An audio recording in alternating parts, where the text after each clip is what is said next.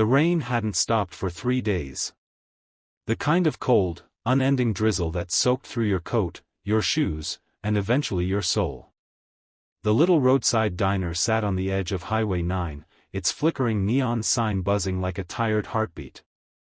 Inside, a handful of truckers nursed their coffees while the jukebox played some old country song about heartbreak and cheap whiskey.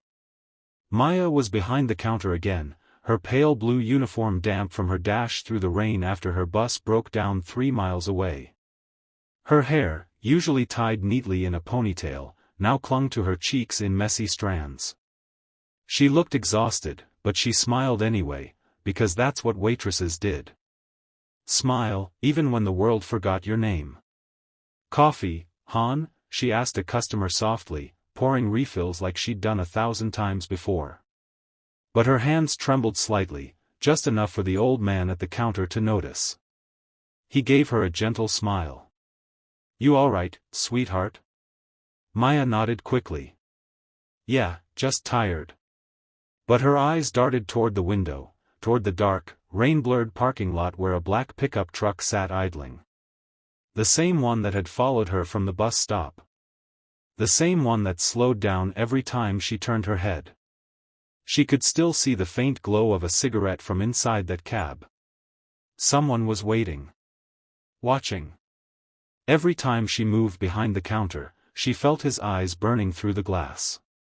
The bell above the door jingled suddenly. Everyone turned.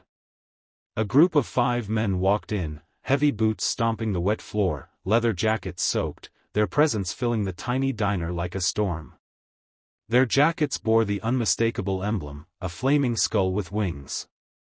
The words, "Hell's Angels, Denver Chapter," stitched in red and white across the back. The air shifted immediately. The truckers looked away. The cook froze mid-motion. Even the jukebox seemed to fall quieter. Maya stiffened. She'd seen bikers before, loud, rough, unpredictable, but something about these men was different. There was no drunken swagger, no noise. They carried themselves with an unspoken code, like soldiers who'd seen too much of the world. The tallest among them, a man with a gray beard and eyes like weathered steel, walked up to the counter. He didn't smile. Didn't say a word. Just sat down at the stool closest to her and nodded for coffee. Maya hesitated only a second before pouring his cup. Her hands were shaking now, and he noticed. "You spill 1 drop of that," he said quietly, "and I'll assume you're scared of me." Her eyes widened. "No, sir, I..." Then his voice softened, unexpected. "Relax, kid. Just a joke." He gave a faint grin, one that made her exhale for the first time in 10 minutes. His name patch read, Reaper. Maya tried to steady her breath, forcing a smile. "Coffee's fresh." He sipped. "Not bad for a place that looks like it hasn't changed since '79. She laughed weakly, glancing once more toward the window. Reaper noticed. "Someone out there?" Her lips parted, but she didn't speak. She looked down at the counter, wiping invisible crumbs. "No, it's just rain." But her eyes said otherwise. The door jingled again. Every muscle in Maya's body went rigid. The man from the truck stepped inside, a tall, lean figure with a black baseball cap pulled low, his jacket soaked, his smile too wide to be friendly. He walked straight to the counter and sat 2 stools away from Reaper. "Evenin', sweetheart," he drawled, eyes locked on Maya. "Coffee, black. You know how I like it." Reaper's jaw tightened. Maya's hand shook so hard she nearly dropped the pot. She forced a brittle smile and poured, her pulse hammering in her ears. "Here you go." The man smirked. "Knew you'd remember." No one else in the diner seemed to notice, or maybe they didn't want to. People like that didn't want to get involved. But Reaper wasn't people like that. He watched the way Maya's shoulders tensed, how her eyes flickered to the floor every time the man spoke. He could read fear, it had been his companion for half his life. After a few quiet minutes, Maya leaned close to Reaper as she set down the check. Her voice trembled so softly he almost didn't hear it. "Please," she whispered, her breath trembling against his ear. "He won't stop following me." Reaper didn't look at her. Didn't move. He just took another sip of coffee. But his eyes darkened. The man 2 seats down smirked again, tapping his spoon on the counter. "We talkin' about me, darling?" Reaper finally turned his head, slow, deliberate. "You bothering the girl?" The man chuckled. "Hey, easy there, Grandpa. Just making conversation." Reaper didn't blink. "Conversation's over." The diner fell silent. The man sneered, pushing his stool back. "You one of them biker types, huh? Think your jacket scares me?" Reaper stood up. He didn't need to say anything. His sheer size, the calm in his eyes, the quiet danger in his posture, it said more than any threat ever could. The man's smile faltered, but only for a second. He threw a crumpled bill on the counter. Was just leaving anyway. He walked out, slamming the door. The truck engine roared to life and disappeared into the storm. Maya stood frozen, breathing shallowly. Then, her knees gave out. She caught herself on the counter, eyes wet. "I didn't mean to drag you into that," she whispered. Reaper looked down at her, expression unreadable. "You didn't. But you better tell me what's really going on." She hesitated, eyes darting toward the parking lot again, though the truck was gone. "He's been following me for weeks," she said finally. "Ever since I started working here. Says he knows where I live. Yesterday he was waiting outside my apartment." Reaper's jaw clenched. "You report it?" She shook her head. "To who?" "The cops don't care. He hasn't done anything yet. Just watches." Reaper looked at her name tag, Maya. She couldn't be older than 23. He turned toward the door, the rain still coming down in sheets. "You working till close?" "Yeah." He nodded. "Then I'll wait." Her eyes widened. "You don't have to." "I wasn't asking." She looked at him for a long moment, unsure whether to feel afraid or safe. Then, for the first time that night, she smiled faintly. "Thank you." The rest of the shift dragged on. Reaper sat in his booth, nursing coffee after coffee while Maya moved between tables. Every now and then, he caught her glancing outside. The storm never let up. The parking lot glistened under the yellow light, empty except for Reaper's Harley, a beast of chrome and thunder.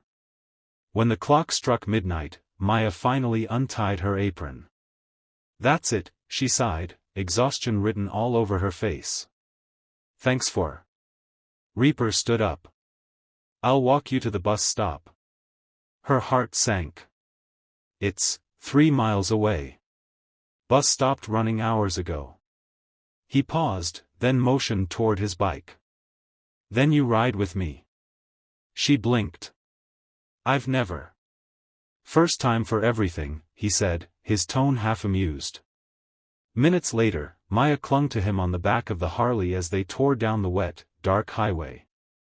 The wind whipped her hair, the rain stung her cheeks, but for the first time in weeks, she didn't feel scared.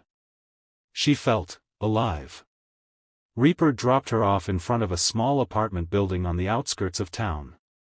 He didn't ask for directions, she pointed, and he stopped. "You gonna be all right?" he asked. She nodded weakly. "I think so." He handed her something, a small card, the Hells Angels emblem faintly embossed. A phone number written in pen beneath it. "If he comes back, you call. Day or night." She hesitated, clutching it tightly. "Thank you, Mr. Reaper," he said simply, then roared off into the rain. But that night, as Maya climbed the creaky stairs to her apartment, a shape moved in the shadows. She froze, clutching her keys like a weapon. The hallway light flickered. Then, a whisper. "Thought you could hide from me, huh?" Her blood ran cold. The man from the diner stepped forward, his smile twisted. "You think that biker scares me?" Maya's scream caught in her throat. She fumbled for her phone, but before she could dial, the man grabbed her wrist.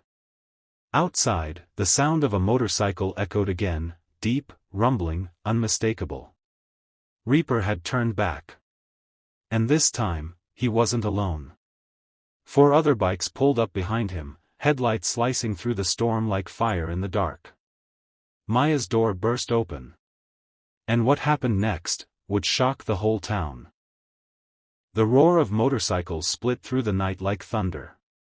Maya froze halfway up the stairs as the sound drew closer, louder, and deeper. Her heart pounded, fear and hope colliding inside her chest. The hallway light above her flickered once more, casting the stalker's face in ghostly flashes, eyes cold, smile twisted. Then came the rumble, 5 Hell's Angels pulling into the muddy parking lot below her apartment. The bikes gleamed beneath the rain, headlights cutting through the darkness. Reaper was in front, his beard soaked, eyes sharp and merciless. He swung off the bike before it even stopped rolling. "Stay right there." The man behind Maya jerked her wrist tighter, dragging her backward toward her door. "Tell him to leave. Now." Maya's voice trembled. "Reaper." The hallway echoed with the creak of boots. Reaper's heavy frame filled the doorway. He took in the scene in a single glance, Maya's tear-streaked face, the bruising grip on her wrist, the wild look in the stalker's eyes. The stalker pulled something from his jacket. Not a gun, but a switchblade. The sound of it clicking open sliced through the rain outside. "You think your fancy bike friends scare me, old man?" Reaper didn't blink. His voice was low, calm, deadly. "Son, you're about to make the biggest mistake of your life." The man sneered, pressing the blade closer to Maya's neck. "Take one step closer, Anne." But before he could finish, Reaper's hand moved faster than lightning. A flash of silver, and the knife went flying across the hallway. The man staggered back, stunned. Reaper had disarmed him in one fluid motion that looked almost impossible for someone his size. Reaper slammed him against the wall, pinning him by the collar. "You like following women, huh?" he growled. Rainwater dripped from his beard, his voice steady and ice-cold. "You scare waitresses for fun?" The man spat, struggling. "You don't know who I am." Reaper leaned closer, his eyes burning. "I don't care who you are." A few seconds later, the other bikers entered, Ghost, Tank, Bulldog, and Patch, each of them silent, watching. Ghost closed the door behind him, his expression grim. Tank crossed his arms, towering like a mountain. Reaper nodded toward Maya, who stood frozen, shaking. "You okay, kid?" She nodded weakly, tears spilling down her cheeks. He's been waiting for me here. I didn't know what to do." Reaper's gaze softened for a split second. Then he turned back to the stalker. "You picked the wrong woman." Outside, the rain eased just slightly. The sound of distant thunder rolled through the valley. Reaper dragged the man out into the open parking lot, the other bikers forming a circle around him. The stalker stumbled, coughing, his bravado melting into fear. Reaper didn't hit him, not once. He didn't have to. His presence was enough. "You ever come near her again," he said, voice low enough to make even the thunder hesitate, "I'll make sure every angel in this state knows your face. You'll find no rest. No road. No place to hide. You understand me?" The man's face twisted in panic. He nodded, eyes wide. "Say it," Reaper growled. I understand," the man gasped. "Good." Reaper stepped back and motioned to Ghost. "Get his plates. Make sure he doesn't come back." Ghost nodded, pulling out his phone, snapping a picture of the truck's license plate as Tank pushed the man toward it. The stalker scrambled inside and peeled out of the parking lot, tires squealing into the night. For a long moment, silence reigned. The rain had softened to a drizzle. Maya stood by the doorway, arms wrapped around herself, her breath shaky. Reaper turned toward her. "It's over." Her lip trembled. "He'll come back." "No," Reaper said simply. "He won't." Something in his tone made her believe it. He wasn't just saying it, he meant it. Maya stepped closer. "Why did you come back? You didn't even know me." Reaper sighed, glancing toward the horizon. "Used to know a girl like you once," he said quietly. "Years ago. Worked at a diner just like yours. Some fool hurt her bad. I swore if I ever saw that kind of thing again, I wouldn't just sit there." There was a heaviness in his words, something from a past he didn't talk about.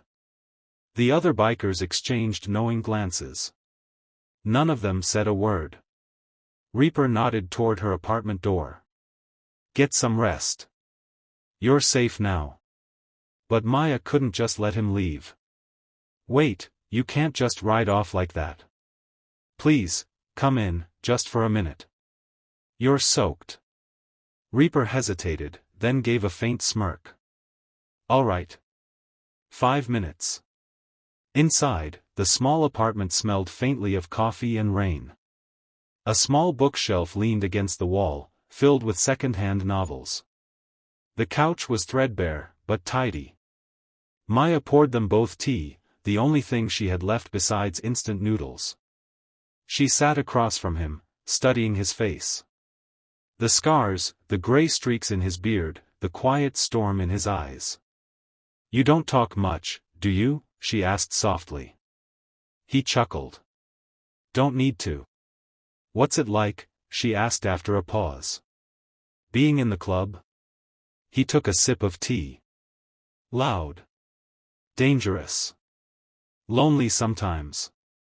But when we ride, it's freedom. Out there, the road don't care where you came from. Just where you're going. She smiled faintly. "Sounds peaceful." "For some," he said. "For others, it's just running from ghosts." Silence settled between them. Then Maya whispered, "I wish I could run too." Reaper looked up. "From what?" Her eyes filled with tears. "From my life. My dad's gone. My mom's sick. I barely make rent. Every day feels the same, empty. I thought I'd move to the city and start over, but," she looked down. "Life had other plans." Reaper leaned forward, his voice steady. "You don't run from pain, kid. You fight through it. You got more courage than you think.